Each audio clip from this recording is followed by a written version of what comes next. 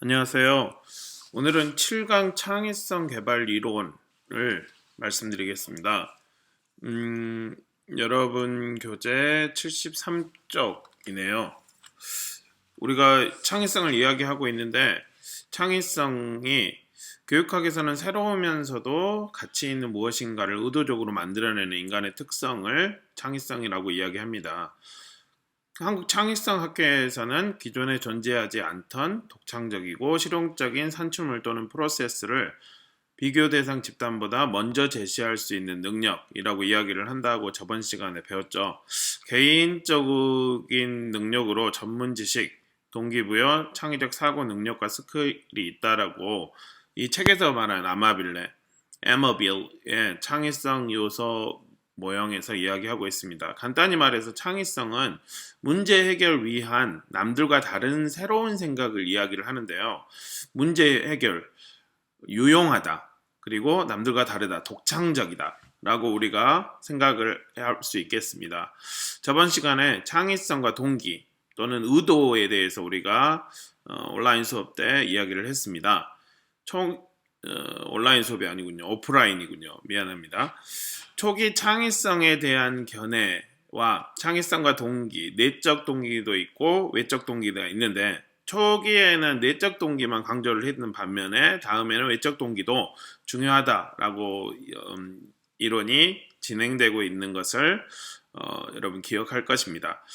오늘은 창의성 측정과 평가, 이건 저번에 배웠고 지금 여러 가지 지금 온라인도 하고 오프라인도 해가지고 머리가 복잡한 상황이에요. 그리고 또 이거 영상도 만들어서 탑재하는 새로운 시스템에 이러한 문제를 독창적으로 창의롭게 해결을 하려고 하니까 쉽지가 않네요. 또 저번에 창의성 측정과 평가를 배웠는데 평가의 목적과 평가의 유형 세 가지, 다양하게 있지만 세 가지를 우리가 배웠습니다. 오늘은 창의성을 개발하는 파트 2를 우리가 살펴보려고 합니다. 먼저 첫 시간에 창의성을 가르칠 수 있을까? 창의성을 어떻게 가르칠 것인가를 우리가 살펴볼 겁니다. 두 번째, 창의성 개발하는 수업, 그리고 창의성과 교사에 대해서 이야기를 하려고 합니다. 여러분 학창 시절을 떠올려 봅시다. 초등학교, 중학교, 고등학교, 아주 조금 멀리 된 분도 계시고 바로 예전 작년이신 분도 계시겠지만요. 우리가 똑같은 교과서를 배웠는데 어떤 쌤 수업, 여기 선생님을 저는 간단히 쌤이라고 합니다. 어떤 선생님 수업에서는 열정이 가득하고 시간도 빨리 가고 즐거웠는데 어떤 선생님 수업은 따분하고 그랬습니다. 왜 이렇게 선생님 변수가 클까요? 저는 아이들 가르치면서 이렇게 이제 선생님도 하고 해가지고 학생들하고 이야기를 하고 멈춰지지가 않네요. 그리고 아이들과 이제 반가를 만들어서 이렇게 이야기를 하고 있어요.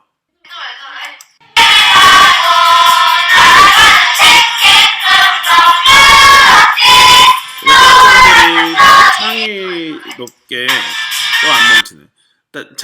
창의적으로 할 수 있도록 지금 여기 보면은 리즈 시절을 만드는데 우리가 나중에 배울 코스페이시스에서 이 아가를 소환시켜 가지고 이렇게 반가도 만들었어요.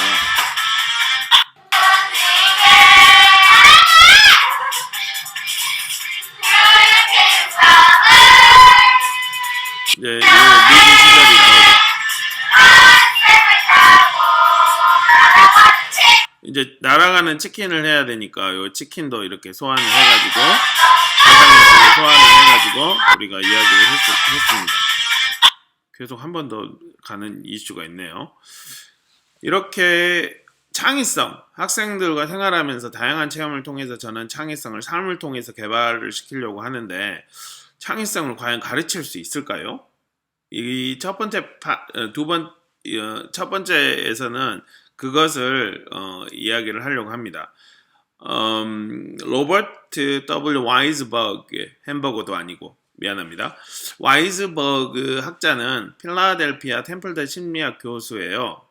그 창의성, 창의력이라는 책을 쓰셨는데요. 그분은 창의성을 개발하는 데에 부정적인 신화, 미스가 있다라고 이야기를 했어요. 네 가지로 이야기를 했는데, 첫 번째, 창의적 사고는 무의식적으로 이루어지니까 교육을 할 수 없다. 이건 교육의 대상이 아니다라고 믿는 사람들이 있다라고 생각을 했어요. 이건 이제 포앙카레의 보아 이론에서 나오는 건데요. 나오는 것이라고 이야기를 합니다. 보아 이론은 우리 그 보아 하잖아요. 그 전라도 말로 보아가 치민 하나분의 그게 아니고 보아 그 알을 품으면 이제 알이 탁 자라죠. 알이 탁 깨가지고 이제 그 새가 나온다는 건데 창의성인 사고도 어느 정도 이 보아하는 닭 같은 경우는 21일인가요? 요즘 달걀이 비싸다고 하는데 이 21일 동안 이 창의적 사고를 품어가지고 이제 의식적으로 이게 나오는 시기가 있다. 이런 게 이제 보아 이론입니다. 이 이론에 대해서 와이스버그는 이렇게 이야기를 합니다. 이 무의식 과정에서 이제 창의적인 사고가 탁 나오는 그 사고의 도약은 이렇게 통제적인 조건에서는 나타나기 어렵다.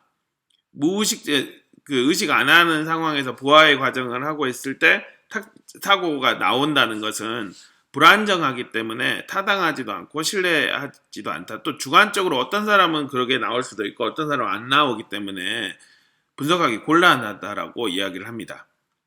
두 번째 신화는 두 번째 잘못된 신념들은 이제 창의성이 통찰의 도약으로 발생한 이게 지금 영어를 한국어로 바꿨기 때문에 이 책에 이제 한국어로 바꿀 때 명확하게 잘 전달이 안 되는 면이 있습니다. 통찰의 도약으로 발생한다. 다시 말해서 창의성은 갑자기 사람이 있다가 문제가 됐는데 이렇게 합시다 라고 이야기를 해요. 그래서 아하 신화라고 이야기를 하는데 이 이론은 게슈탈트 이론의 근간을 둔 통찰 이론입니다. 그래서 창의성은 그 모든 사람이 그 상관없이 개인 경험과 관련 없이 모든 사람이 가능하다라고 보는 이론입니다. 그래서 예전에는 행동주의 심리학에서는 그 심리학자들은 원숭이 실험이나 개 실험을 통해서 심리학 실험들을 했는데요. 퀼러 원숭이 실험의 원숭이들이 갑자기 어떤 실험 환경에서 그 학생들이 아니고 원숭이가 갑자기 아하 해가지고 문제를 해결을 하는 거예요. 그래서 보니까 이거 어떻게 했지? 보니까 얘네들이 야생의 경험이 있어요. 실험실에서 나온 애들이 아니라 야생의 경험 뭔가를 배웠겠잖아요. 뭔가를 배운 원숭이들이 그 문제 해결을 했습니다. 그래서 실험실에서 자란 원숭이들은 어쩐가, 실험실에서 나온 원숭이는 어쩐가 봤더니 걔네들은 통찰을 하지 않고 문제 해결을 하지 않는 것을 보았어요. 그래서 통찰은 과거에 어떠한 경험을 했는지가 중요한 역할을 한다라고 우리가 이야기를 할 수가 있습니다. 세 번째 신화는 창의성은 확산적 사고와 같다라는 것입니다. 다시 말해서 보통 초등학교 영재성 검사 같은 경우는 이제 다양한 생각을 막 쏟아내는 거예요. 그래야지 뭐 한 30개 정도를 막 쏟아내야지 얘 창의성 좋아 라고 이제 아직 초급의 수준에서 이야기를 하는데요. 이 말처럼 어떤 사람이 생각을 무지하게 많이 쏟아내는 거예요. 브레인스토밍 막 이것도 있고 이것도 그거만이 아니다 라고 이야기를 합니다. 창의성은 확산적 사고, 다양하게 많이 생각하는 것보다는 더 큰 개념이다. 고도의 추론 능력, 고도의 상상력도 필요하다라고 이야기를 합니다. 확산적 사고도 중요하지만 고도의 추론과 상상을 가지는 이 어떠한 복합적인 사고 능력입니다. 라고 창의성을 이야기를 합니다. 마지막 신화는 창의성은 나 같은 사람은 저도 평범한 사람인데 언어 유희를 좋아하는 평범한 사람 천재들만이 가진 능력이다 라고 이야기를 하는데요. 아인슈타인 그 에디슨이 1%인가요? 2%? 영감과 나머지는 98%, 99%의 노력으로 만들어진다라고 했잖아요. 천재들은. 그래서 여기서 보는 것은 단지 천재들만의 가진 능력이 아니다. 창의성은 확산적 사고보다 더 큰 개념이다. 고대 그리스에서는 이제 어떤 예술적인 작품을 만들 때 뮤즈라는 그 이름의 신이 와가지고 도와준다라고 해요. 그래서 창의성은 천재들만이 가진 능력이다라고 이야기를 했지만 많은 행동주의 심리학자들이 보니까 아니다. 창의성은 모든 개인이 갖고 있다. 그래서 결국은 창의성을 가르칠 수 있다라고 이야기를 하고 있습니다. 로버트 W. 와이즈버그는 과학적 창의성과 예술적 창의성을 제시합니다. 이 이론의 이 신화를 이야기를 하고 먼저 과학적 창의성, 과학자들은 초기에는 어떠한 직관들이 필요하겠죠. 그래서 이럴까, 이러지 않을까라고 생각을 하는데 그 생각에서 이제 계속 부단하게 실험을 계속해요. 그 생각을 발전시키고 그 생각을 공고히 하기, 그 생각을 명확히 하기 위해서 발전시켰더니 창의적인 위대한 성과를 냈다. 예술품에서는 어떨까요? 예술적 창의성도 처음에 예술품에 그 예술적인 생각이 있겠죠? 아니면 중간에도 이게 확산적인 방법으로 계속 왔다 갔다 하는 반복되는 과정으로 진행되는데요. 이 어떠한 수정하고 부단하게 반복하고 이러한 것을 창조하는 그러한 것이 또 계속돼서 반복되는 예술적 창의성에는 역시 노력이 강조한다. 다시 말해서 이 와이스버그는 우연적으로 갑자기 부활을 타고 있는데 생각이 뻥 하고 나오는 게 아니라 창조해서 그게 아니라 지속해서 노력하고 계속해서 반복해서 수정해서 얻어진다. 다시 말해 모든 사람이 창의성을 가능한다. 다시 말해 창의성을 가르칠 수 있다라고 이야기를 합니다. 보면 우리는 내심 이렇게 생각한다. 창의성은 천재의 전유물이다 라고 말이다. 비슷한 영상을 하나 얼핏 생각하면 봐볼까요? 그 말은 틀리지 않은 것처럼 보인다. 획기적인 아이디어로 애플을 살린 스티브 잡스나 뛰어난 발명품으로 사람들을 놀라게 한 레오나르도 다빈치 또한 창의력이 높은 천재들이었기 때문이다. 하지만 정작 그들이 말하는 창의력은 우리의 생각과는 뭔가 달라 보인다. 그들은 창의성이 천재들의 전유물이 아니며 일반적인 사람들도 충분히 키울 수 있는 능력이라고 말한다. 어떻게 해야 창의력을 효과적으로 키울 수 있을까? 인지니어스의 저자이자 스탠퍼드 대학교의 교수인 티나 실리그는 스탠퍼드 대학교의 인재양성소 디스쿨이 창의력을 키우기 위해 실시하는 한 가지 활동을 소개했다. 그것은 바로 관찰이다. 우리를 둘러싼 세상에는 실제로 많은 아이디어와 정보가 존재하지만 여기서 이야기하고 있는 것은 단지 천재들의 전유물이 아니라 관찰, 또 그 다음에 이어지는 그 기법 3가지가 있는데요. 그것을 통해서 모든 사람이 창의성을 기를 수 있다라고 이야기를 하고 있습니다. 이 주소는 이 강의한 주소가 통째로 여러분 그 스마트 러닝 거기에 있으니까 거기 안에 해당되는 강의안에 유튜브 주소가 있습니다. 그 풀 영상으로 보실 분들은 거기서 보시면 되십니다. 다음 문제는 이제 전이의 문제예요. 과연 이제 창의적인 사람과 창의적인 교육 과정 그런 것들이 이거 옮겨져 가지고 국어나 수학 우리가 계속 열심히 해가지고 수학의 정석인가요? 그걸 통해서 이 수학적인 능력이 올 수 있잖아요. 창의성은 이렇게 올 수 있는가? 이런 문제를 우리가 고민을 해볼 수가 있어요. 그 전이의 문제라고 교재에서 나온 창의성 프로그램을 훈련을 하면 이제 학생들이 보통 이제 훈련을 하죠. 단기간의 창의성 프로그램으로 창의성 점수는 향상시킬 수 있어요. 그 초등학생들 또 중학생들의 영재성 검사라는 것을 합니다. 그것을 잘 배우기 위해 이제 학원을 다녀서 그것만 가르치는 학원이 있어요. 그래가지고 영재성 검사를 영재가 되기 위해 이제 유형들이 있겠잖아요. 그래서 그 유형을 잘 봐가지고 통과를 해서 영재가 되기는 해요. 근데 그 얘기가 과연 영재일까? 저 영재 지금 9년, 10년이 되는데 영재 학생들을 가르치는데 꼭 그렇지만도 않다라는 생각이 들어요.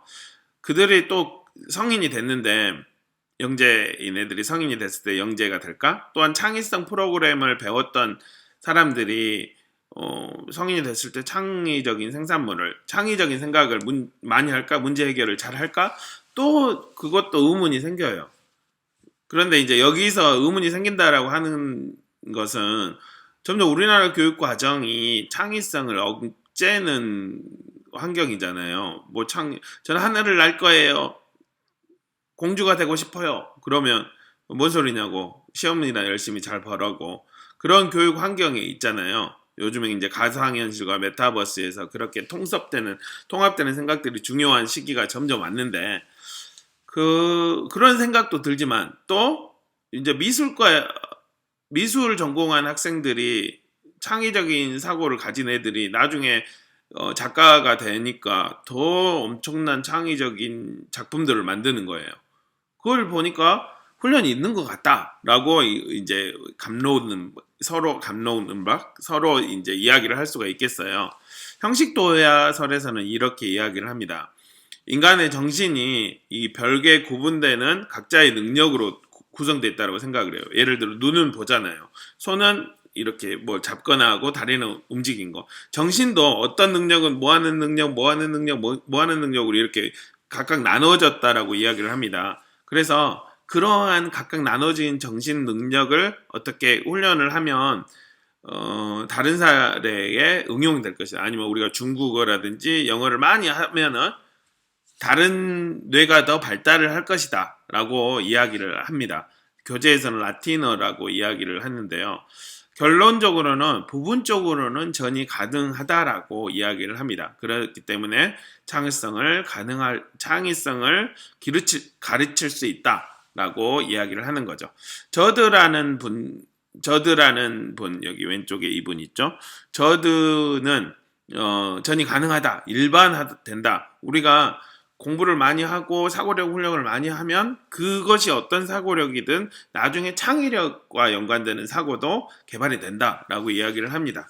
그리고 이 토렌스 이분은 우리가 계속해서 토렌스 나오게 될 텐데요. 토렌스는 창의성 교육을 받은 학생들은 자아 효능감, 진로 확신, 학업 성취 향상, 삶의 풍요를 가져다 줬다라고 그 수년간 학생들을 보니까 창의성 교육을 받았던 애들이 앞으로 쭉 자라가는 걸 보니까 그 발전이 있었다라고 이야기를 하고 있습니다. 트래핑거 교수님 역시도 Hi, this is Andy Stix from the Synergy 인터뷰에서 Challenge. Today we have the pleasure of 그렇게 이야기를 하고 있습니다. Hi, this is Andy Stix from the 요 놈을 지금 제가 파워포인트를 이용하지 않고 지금 구글 프레젠테이션을 이용해서 저는 왜 프레젠테이션인가요? 이 심리스 환경, 파워포인트는 어떤 거기 오프라인 거기에서 메이잖아요. 그러면 빠르게 못 고쳐요. 창의적이지 않죠? 근데 저는 창의적 있게 폰에서도 바꿀 수 있고, 지금 저는 이게 맥으로 찍고 있는데, 맥으로도 할 수 있고, 요 앞에 노트북으로나 다른 윈도우로도 할 수가 있습니다. 그래서 창의성을 가르칠 수 있다라고 우리가 이야기를 할 수 있겠습니다. 이제 학자들은 부분적으로 가르칠 수 있다라고 지금의 이론들은 이야기를 하고 있죠. 다음 두 번째 말, 그러면 어떻게 가르칠 것인가? 라는 것을 이제 교재에서는 이야기를 하고 있습니다. 첫 번째 패키지, 어떤 잘 만들어져 있는 패키지로 프로그램으로 만들 수 있다. 또 하나는 우리가 학창 시절 할 때 배웠던 국어, 영어, 사회, 수학, 과학, 음악, 영어, 미술, 체육, 그러한 교과와 관련지어서 교과를 배울 때 창의성을 같이 배울 수 있다라고 여기는 사람들이 있고요. 마지막으로는 창의성을 배울 수 있는 환경, 어떤 심리적이나 어떤 가르칠 수 있는 그 환경을 줘야 된다라고 이야기를 하고 있습니다. 먼저 패키지 프로그램을 이야기해 보도록 하겠습니다. 패키지는 대표적인 코르트 프로그램과 PTP 프로그램, 퍼드 창의적 사고 프로그램 등이 있습니다. 그리고 탤런트 리미티드 프로그램 등이 있는데요. 이러한 패키지 프로그램은 패키지로 구성된 하나 일단의 통으로 된 그 프로그램으로 된 것을 학생들에게 실시를 해가지고 그 일정 기간에 지속적으로 시행할 수 있도록 구성이 되어 있습니다. 여기 영상은 이제 콜트 프로그램에 대해서 이분이 콜트 프로그램을 만드신 드보너 학자인데요. 콜트 프로그램을 추천하는 그러한 영상입니다. 자꾸 지금 그러네. 그 다음으로 가야 되는데 다음으로 가지 않네요. 패키지 프로그램을 말씀드렸고 이번에는 교과 관련 창의성 수업을 말씀드리겠습니다. 교과와 같이 가르치는 창의성 수업은 세 가지로 나눌 수가 있는데요. 하나는 교과 창의성 향상되는 수업 기법을 교과에 적용하는 것, 수업 기법. 또 하나는 우리가 수업을 할 때 다양한 모형들이 있어요. 수업 모형을 교과에 적용하는. 아니면 무슨 기법도 모형도 아닌 그 교과 교육을 가르친 그 자체로 창의성이 향상된다라고 접근하는 방식들이 있습니다. 먼저 수업 기법을 적용하는 방법을 살펴보겠습니다. PMI, Plus Minus Interesting 이라는 기법이 있어요. 이 기법은 제한된 해결안 중 어떤 것이 최선책인가를 살펴보는 기법입니다. 다음은 스캠플 기법입니다. 그 각각의 substitute, 각각의 각각의 대문자 앞자리를 따가지고 스캠퍼가 됐는데요. 여기서는 질문을 합니다. 7가지 질문. 이것을 대치 가능한가? 다른 거와 조합을 할 수 있나? 다른 걸 채택할 수 있나? 아니면 확대하거나 축소하거나 생략할 수 있나? 다른 용도로 바꿀 수 있나? 재배치할 수 있나? 요렇게 질문 리스트를 가지고 질문을 해가면서 창의성을 개발하는 방법입니다. 다음은 결점 제거법입니다. 어떤 문제의 결함을 찾아서 결점을 제거해요. 그 다음에 제거한 걸 딱 보고 다시 또 결점을 제거하는 이러한 효과적인 개선의 과정을 반복하는 방법입니다. 다음은 여러 가지 문제의 속성을 나열을 합니다. 문제들을 나열하고 그 문제들의 속성을 뽑습니다. 그 다음에 그 속성들을 나열을 하겠죠. 그 다음에 속성들에서 좋아 보이는 아이디어를 가려내서 평가를 합니다. 지금 요런 그 속성만 나오니까 이것의 말뜻만 나오니까 잘 이해가 안 가시죠. PMI를 예를 들어볼까요? 쉽게 설명하는 이건 19금이 아니겠죠. 쉽게 설명하는 영상이 있어서 그 이야기를 하도록 하겠습니다. 이거 영상 이후에 우리가 과제를 이 PMI, 행복을 PMI로 이야기해 본다라는 게 있으니까요. 여러분이 이것을 잘 숙지하고 과제를 잘 할 수 있도록 해보겠습니다.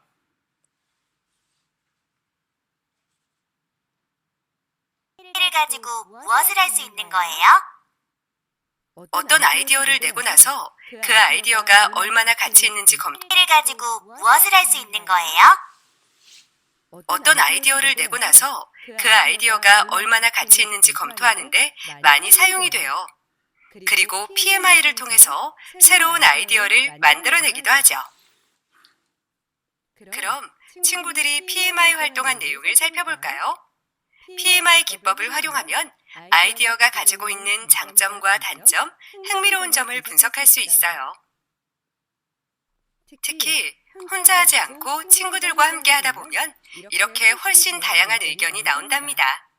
우리가 당연하다고 생각했던 것들도 PMI를 통해서 새롭게 생각해 볼 수 있어요. 예를 들어서 행복이란 단어를 들으면 여러분들은 어떤가요? 행복은 행복이죠. 정말 행복하고 좋은 느낌이죠. 그렇죠. 행복이란 좋을 것만 같죠? 자, 여기 다른 친구들이 행복에 대해서 PMI 활동한 내용이 있답니다. 한번 예, 마지막에 자 여기 해가지고 를 가지고 한번 무엇을 할 수 있는 거예요? 내용이 있답니다. 예, 여기서는 이제 행복이 장점, 친구들을 많이 사귈 수 있다.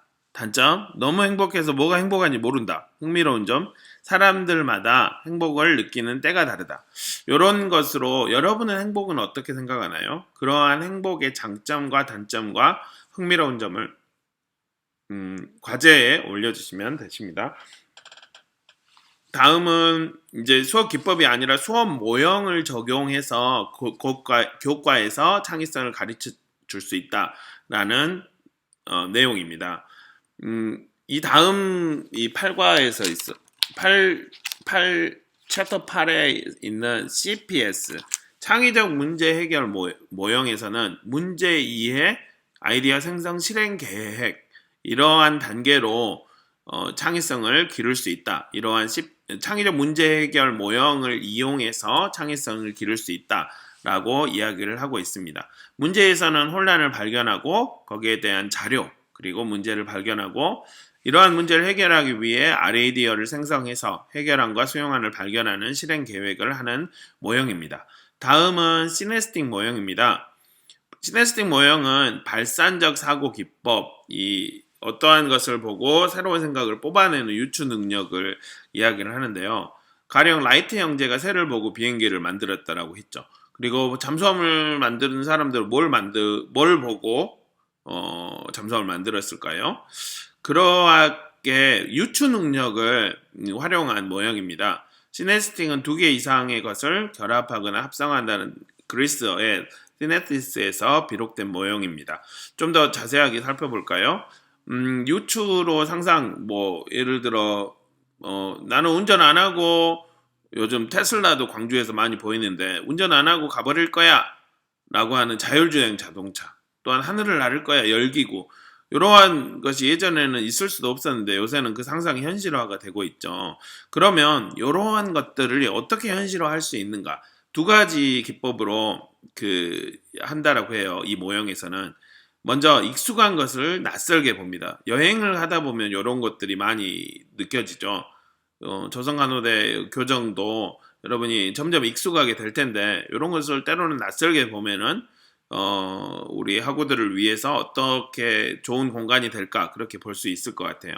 현재 상황은 어떤가 그리고 직접 유추하고 내 개인적으로는 어떤다 그리고 이러한 갈등들이 어떻게 있을 수 있은가 그리고 다시 한번 유추를 하고 그 앞에 현재 상황에서 이러한 해결을 하기 위해서 과연 그것이 해결 가능한가 최초의 과제를 재검토하는 과정을 갖게 됩니다. 다시 또 하나는 낯선 것을 익숙하게 보는 겁니다. 처음에 여러분이 교정에 와서 이제 점점 지내면서 익숙하게 되는 거죠. 개인적으로 나는 이렇게 낯선 것이 익숙하게 됐어요. 너는 어떻게 낯선 것이 익숙하게 되니? 서로의 차이점을 설명하고 또한 거기에서 뽑아낼 수 있는 인사이트를 비유를 도출하는 이러한 모형이 시네스틱 모형입니다.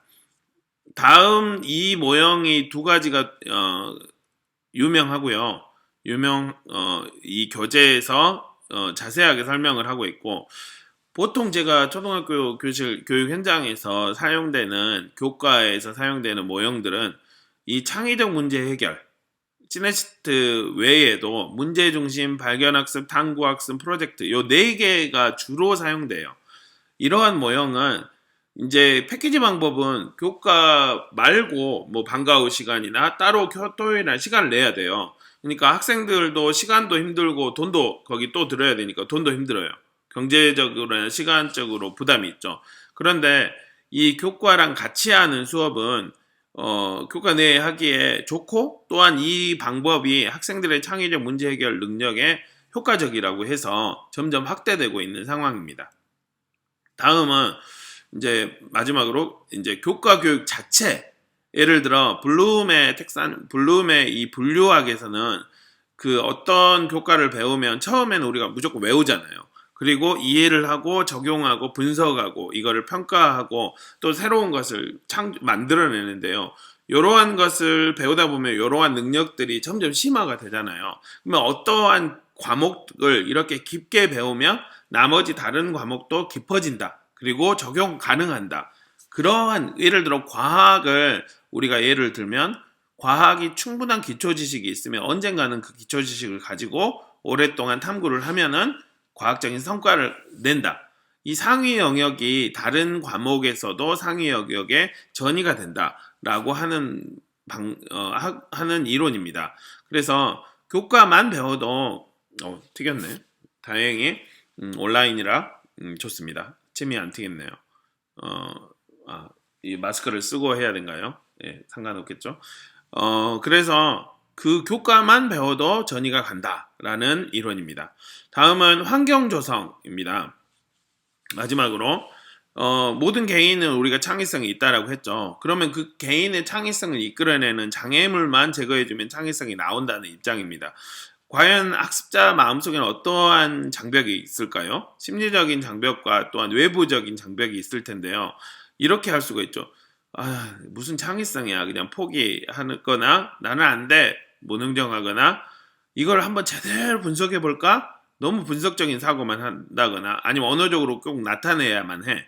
아니면 이걸 상상하면 내가 과연 이게 이룰 수 있을까? 그거에 대한 두려움이 있을 수 있죠. 또 잘못해버리면 어쩔까? 또 가능한 내가 빨리 말해야 돼. 그래야 나는 더 창의적인 사람이야 라고 심리적으로 장벽을 가질 수가 있어요. 또한 교실 내 전체적인 다른 환경 내에도 장벽이 있겠죠. 너 성공해야 돼. 또한 무슨 질문이야. 그리고 평가만 과도하게 의존하거나 다른 사람과 같이 가지. 그리고 남성과 여성을 분리해서 지금의 학교 현장에서는 양성평등이라고 해서 같이 하고 있는 상황입니다. 그 다음 이거 공부해야지. 노는 것처럼 하면 돼. 놀이와 일에 대한 엄격한 구분을 하거나 차이를 용인해주지 않는 이러한 분위기에서는 창의성이 이루어지지 않는다라고 이야기를 하고 있습니다. 과제를 다시 한번 말씀드릴게요. 아까 우리가 PMI 기법에 대해서 배웠는데요. 여러분의 행복에 대한 나만의 PMI를 기술해서 제출을 하면 됩니다. 두 번째 시간에는 우리가 요 영상에서 여러분이 이제 PMI를 보고 행복을 점과 흥미로운 점도 있네요. 이게 이제 초등학생들 용인데 행복을 여러분이 찾아보면 행복에 대한 나만의 장점, 단점 그리고 행복에 대한 흥미로운 거, 재밌는 점을 기술해서 제출하시면 되십니다. 이번 두 번째 시간에는 창의성 개발 수업과 창의성과 교사에 대한 이야기를 올려드리겠습니다. 고생하셨습니다.